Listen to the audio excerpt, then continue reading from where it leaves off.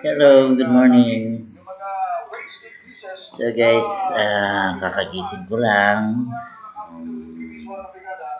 So andito ako sa new home ko.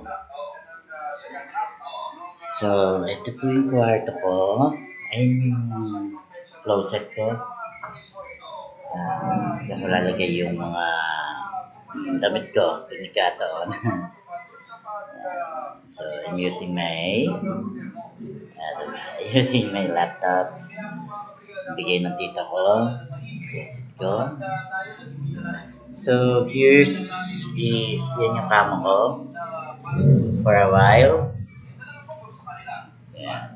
So I do have a big room. Aircon. So ito yung daan from my veranda. So sinasara ko lang kasi siya. Mamaya bubuksan ko siya. So i-tutor ko lang kayo. So, ayan, yung other side of my room. Yun yung mga gamit ko, hindi ko pa nabubuksan. Yung mga foods ko. So, eto yung pintuan. So, from may pintuan, yun yung way, entrance and my exit from me. Ayan, yung nagdaan. Papuntang second floor. So, pag-akyat mo, yun yung kwarto ko. Yeah. So from here sa kwarto ko, we can go to veranda. This is our veranda.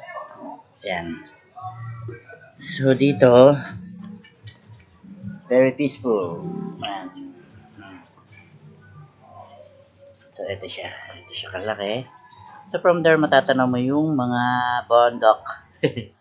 Maganda siya kasi umuupo ako dito kapag kagabi. So makikita ko sightseeing ng mga stars. Something Eklaboon. Yan. So from here, dito sa kanan ko, gawi.